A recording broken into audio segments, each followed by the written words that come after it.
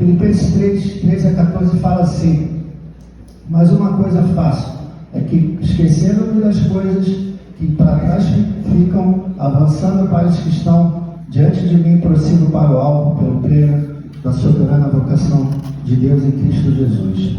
Neemias 6,3 fala: enviei-lhes mensageiros, dizendo: estou fazendo uma grande obra e não posso descer. Por que cessaria essa obra enquanto eu deixasse para ir falar com vocês? Antes disso, eu queria fazer um lembrete dentro da mensagem. Na parábola do semeador, Jesus fala que algumas sementes caíram na beira da estrada.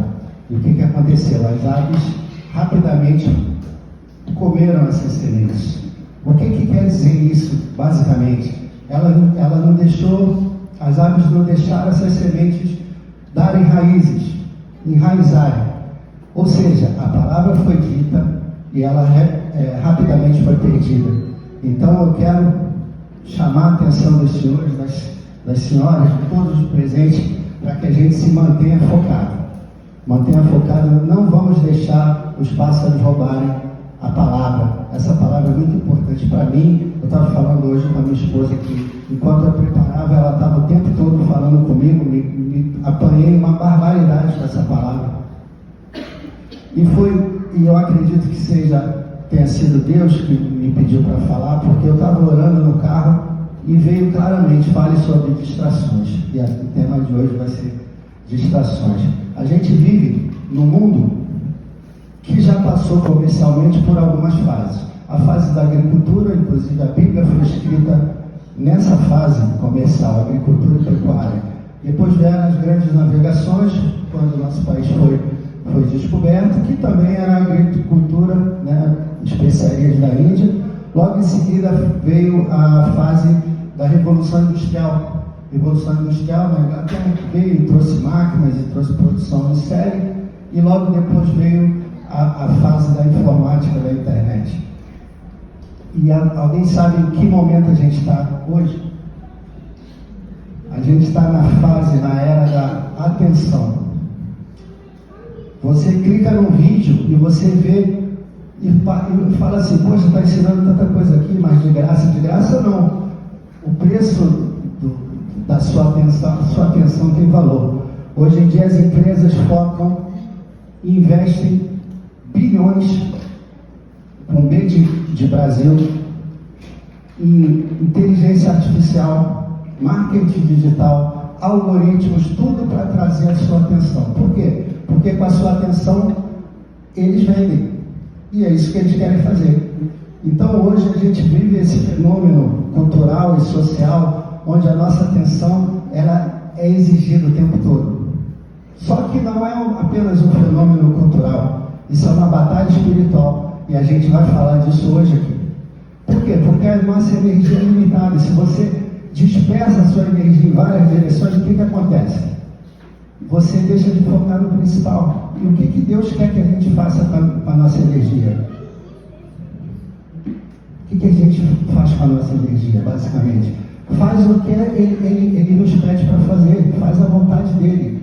E quantas vezes a gente entra num aplicativo, entra numa rede social, começa a navegar, e quando a gente se dá conta, já passou uma hora, passaram duas, e aí a pergunta é: a gente foca esse mesmo tempo na palavra de Deus?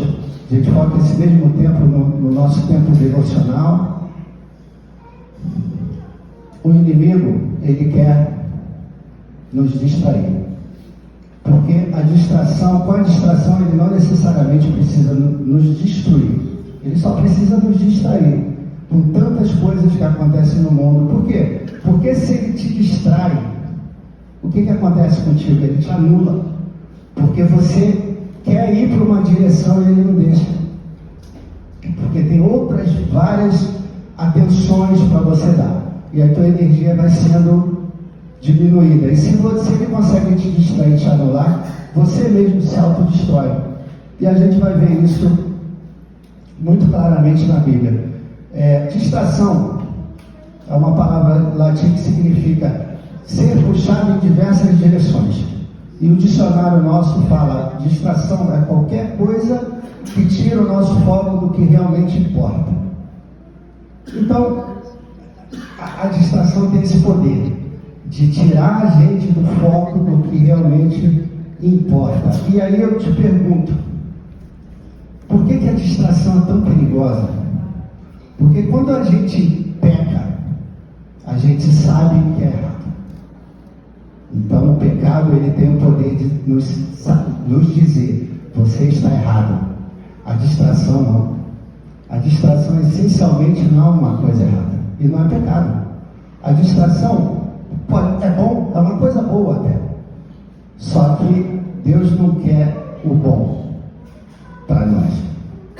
Nós cristãos, o nosso chamado é escolher entre o bom e o melhor. Quer ver como a distração... Obrigado, amigo, assim tudo. Guerreiro. Quer ver como a distração é uma coisa boa, mas que no local, no momento errado, ela te anula e pode até te matar? É errado olhar o celular? Essencialmente não. Inclusive, com a convergência digital, a gente faz tudo: a GPS, agenda, Bíblia. Daqui a pouco a gente pode abrir, clicar na Bíblia. Mas se você estiver olhando o celular, dirigindo, é errado? O objetivo é a direção, o objetivo não é olhar o celular. Você pode morrer. Do mesmo jeito que se você estiver trabalhando, obviamente trabalho não é uma coisa errada, inclusive é um dever. Nós temos que trabalhar. E se você estiver no trabalho pensando no final de semana com a sua família, que é uma coisa boa também, é uma distração, mas essencialmente pensar na família não é ruim. Naquele momento ele te distrai do teu trabalho. E o contrário é verdadeiro. Se você está passando tempo com a sua família, está pensando no trabalho, aquilo é uma distração. E aquilo vai te tirar do foco. O nosso chamado como cristãos, irmãos, é exatamente buscar a melhor parte. Essa daí é a grande missão nossa. Por quê? Porque, como eu falei, o errado e o certo a gente sabe discernir bem. Quem aqui já começou a orar e começam a vir vários e vários pensamentos de coisas que você tem que fazer? No seu momento devocional, você abre a Bíblia e começa: tem que fazer isso, tem que fazer aquilo, tem que fazer aquilo outro. E aquela enxurrada de pensamentos. Isso é uma batalha espiritual, meu irmão, minha irmã. Isso é uma batalha espiritual. A gente tem que estar atentos. Como agora? Muitos de vocês, eu não sei, alguns podem ter me ocorreu uma situação: olha os pássaros voando, vamos ficar aqui com a gente. Agora, se a distração tem o condão de nos tirar do foco, vamos ver o que é o nosso foco. Como cristãos, qual é o nosso foco? Eu separei 4, não são excludentes, tem mais com certeza, mas eu separei 4 que advêm basicamente todos os demais. Nós fomos chamados para glorificar o Senhor. Quer comais, quer bebais, façam qualquer outra coisa, façam tudo para a glória de Deus. Esse é o nosso chamado como cristãos, nosso chamado primeiro. Amar a nossa família. Segundo, isso foi dito milhões de vezes na montanha, e a gente vai repetir aqui, e a Bíblia nos confirma isso. Se alguém não cuida dos da sua própria família, negou a fé e é pior do que um descrente. Está escrito. Cuidar da nossa família, amar a nossa família. Sermos exemplos na sociedade. Assim brilhe a luz de vocês diante dos homens, para que vejam as suas boas obras e glorifiquem o Pai de vocês que está no céu. Sermos exemplos, porque a gente sendo exemplo na sociedade, a gente glorifica o Pai, que é a nossa missão maior. Está aqui o nosso irmão legendário, Marcon, é vereador, ganhou como presidente agora da Câmara, e a gente está adorando no dia. Olha o que ele pode fazer com o exemplo dele, lá no município, para a nossa cidade. Então a gente tem que ser exemplo para a sociedade. E o último que eu elenquei é cumprir a nossa missão. Nós fomos chamados para glorificar o Senhor, amar a nossa família, sermos exemplos na sociedade e cumprirmos a nossa missão. Mateus 28. Ide por todo mundo, pregai o Evangelho, ide fazer discípulos de todas as nações, batizando em nome do Pai, do Filho, e vocês sabem muito bem. Essa é a nossa missão. Então a gente tem um foco como cristãos, um foco como homens e mulheres de Deus. Amém? E vamos olhar então na Bíblia rapidamente exemplos de pessoas que estiveram dentro do seu direcionamento, cumpriram a sua missão, não se desviaram do foco, não se desviaram do propósito, e outras pessoas que infelizmente não tiveram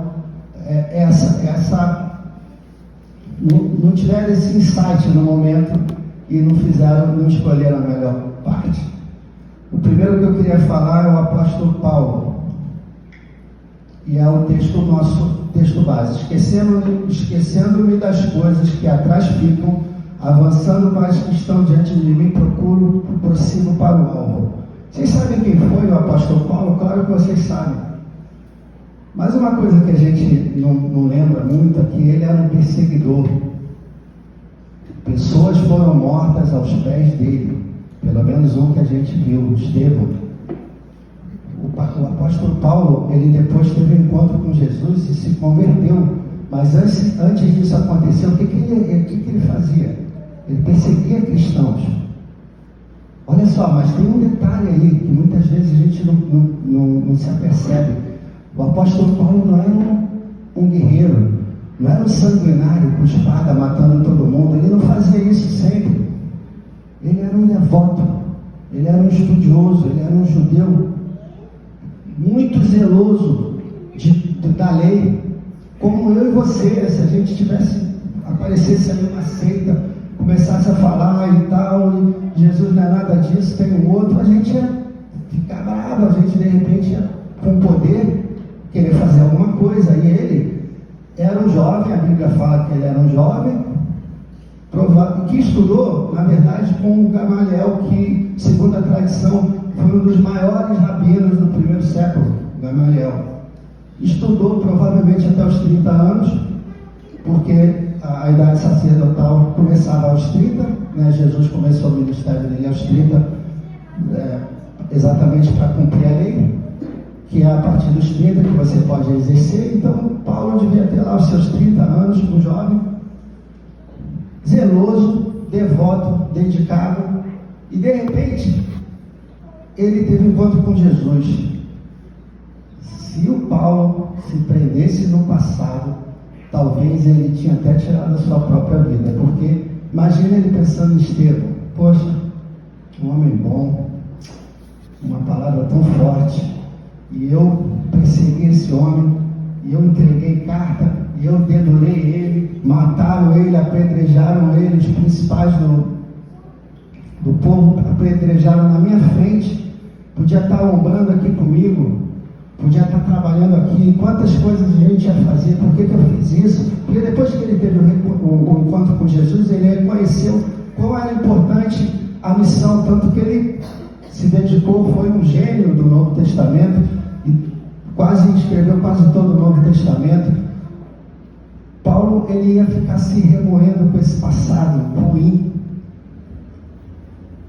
mas ele não, ele falou: esquecendo-me das coisas que para trás ficam. Isso, lendo assim a carta aos Filipenses, a gente pensa: esquecendo-me das coisas. Agora, Paulo, esse homem que teve um passado terrível, esse homem que perseguia a igreja, que viu cristãos sendo mortos na frente dele, ele falar isso, se ele vivesse preso ao passado, ao que ele fez com Estevão e provavelmente com os outros, ele nunca teria cumprido a sua missão. O passado, ruim ou bom, ele é uma distração nas nossas vidas, irmãos. É uma distração. Minha esposa psicóloga sabe o que causa uma pessoa presa ao passado: depressão e várias coisas. E o inimigo ama nos lembrar daquilo que Deus já nos perdoou. Vou repetir: o inimigo ama nos lembrar daquilo que Deus já nos perdoou. E não é só as coisas boas, não são só as coisas ruins que são distrações do nosso passado. Pode ser coisa boa, vou citar, eu não escrevi aqui, mas vou citar rápido. A esposa de Ló. Ló era uma autoridade, se sentava às portas da cidade. Quem se sentava aos portões da cidade geralmente eram pessoas que julgavam, eram autoridades da cidade, anciãos que recebiam as pessoas para julgar. E Ló, sendo uma autoridade, a família dele era uma família estruturada, ele tinha genros, né? Ele recebia as pessoas e de repente Deus fala, os anjos falam, bora, Deus vai destruir essa cidade aqui. E ele vai, pega as coisas dele e sai correndo. Só que a esposa dele tinha um status lá na cidade, ela estava saindo da cidade, estava sendo salva, só que o coração dela estava na cidade ainda. O que aconteceu? Ela olhou para trás e ficou por ali mesmo. Não, ela perdeu o que estava diante dela pelo passado, talvez de glória que ela tivesse tido nessa cidade. Um passado sendo esposa de uma autoridade na cidade. Então, assim, não só as coisas ruins nos prendem ao passado, coisas boas também. Na minha época, aí fica aquela ilusão do passado. Então, irmãos, nosso chamado é para a gente focar, viver daqui para frente. Vamos colocar uma pedra, vamos viver o melhor de Deus aqui para frente. Amém? Amém. Distrações do presente. Davi, eu gosto dessa história. Davi era um garoto que não pôde servir ao exército junto com os irmãos. A Bíblia fala que quem serviu ao exército tinha que ter de 20 anos para cima, então ele com certeza tinha de 19 para baixo. Provavelmente ele não tinha perto de 20, porque quando o rei Saul falou com Davi, chamou ele de garoto. Você é um rapaz ainda, Golias é um campeão desde a mocidade, antes de você nascer ele já matava, já acontecia, você é um garoto ainda. Então provavelmente Davi, os estudiosos dão aí uns 17 anos para Davi. Vamos considerar que ele tinha entre 16 e 19. 20 ele não tinha. Um garoto novo, um pouco mais velho que o Luiz, que tem 15, meu filho. Imagina, esse garoto chegou, o pai dele chegou, ô Davi, vai lá nos teus irmãos que eu quero saber notícias dele. Chega lá no campo, me manda um WhatsApp que eu quero saber o que está acontecendo com os teus irmãos lá no campo de batalha. Aproveita, leva uns queijos, leva um bolo lá para o comandante e alimenta lá teus irmãos e me traz as notícias. Ele pegou cedinho, colocou os mantimentos na mula e foi. Chegou lá,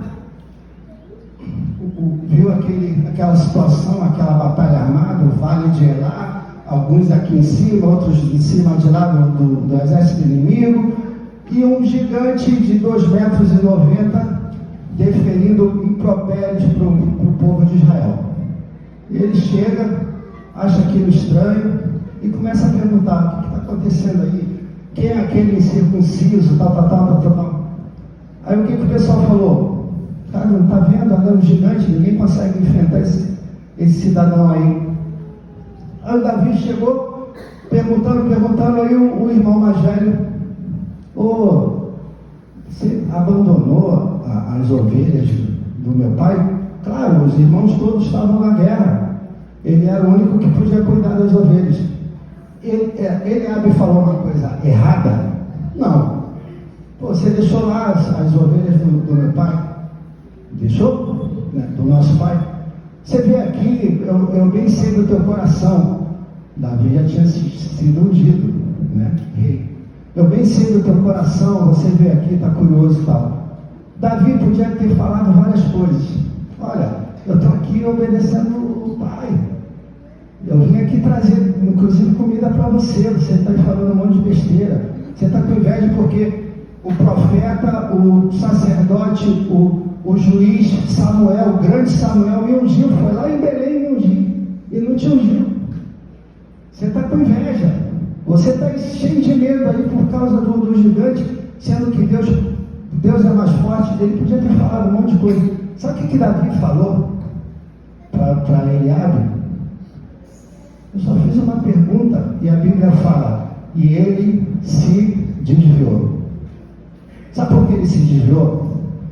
Porque o foco do Davi não era o irmão, não era briga, não era problemas secundários. O foco do Davi era aquele gigante que estava avançando contra o exército.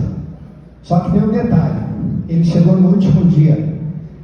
Enquanto os irmãos estavam há 40 dias ouvindo: vocês são covardes, vocês mandam um, só quero um, não tem um para me enfrentar, e amaldiçoando o povo, Davi estava lá compondo salmos, louvando. A Bíblia não fala, mas Davi era um músico, compositor. Salmos são composições, músicas que foram perdidas. Infelizmente a gente não consegue saber o que era cantado com esse salmo, mas os salmos são músicas que foram escritas. É um livro de canções, como o Inário.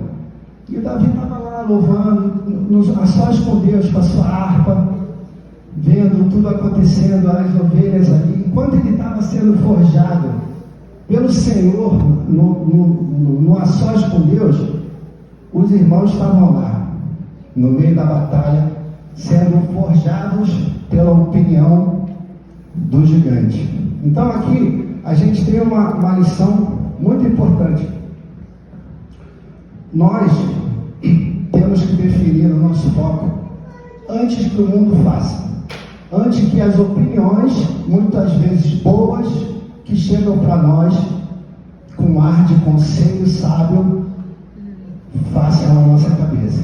Porque o Eliabe estava com opiniões sensatas até.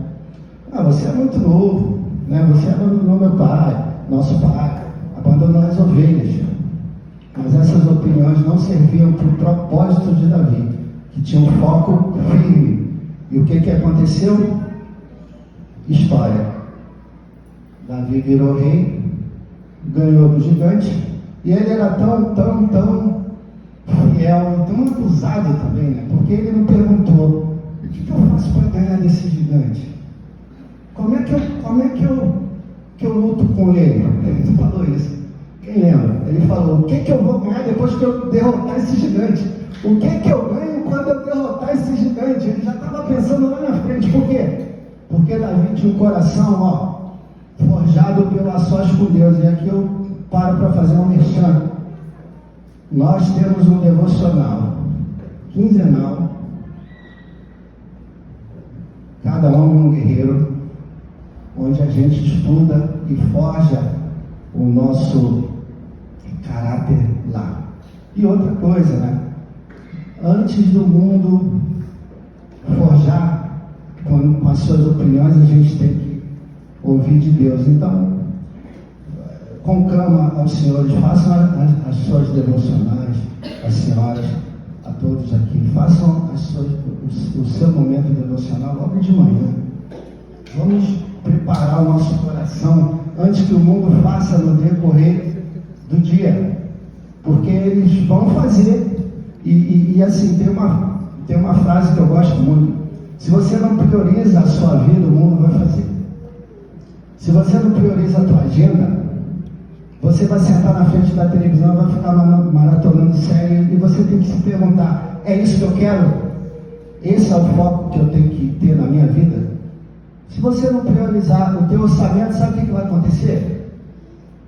Aquela viagem que você sonha em fazer, você não vai fazer.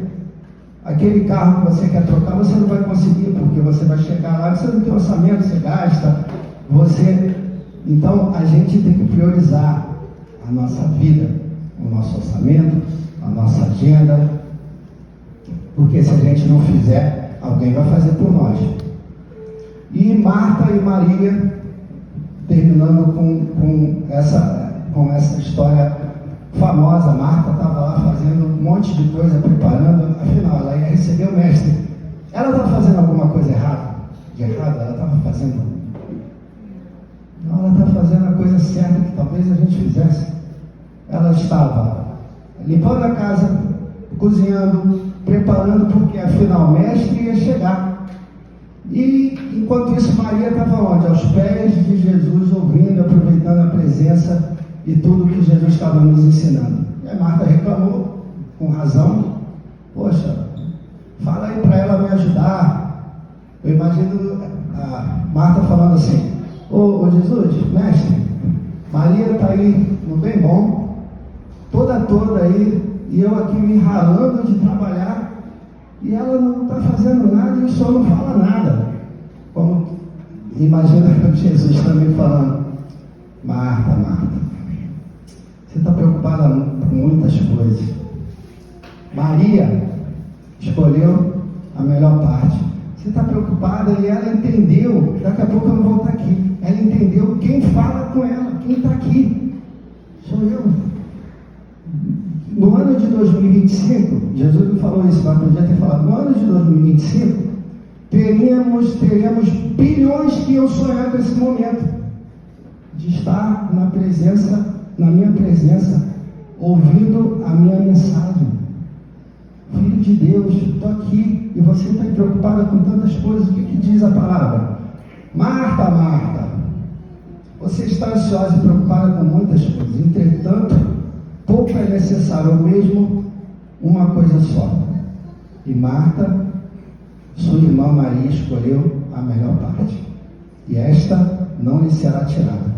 Jesus está nos dando uma lição importante, um chamado à focalização.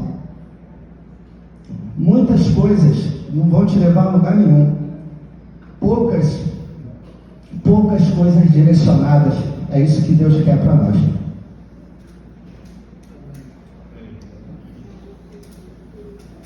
Poucas coisas, irmãos, realmente são necessárias.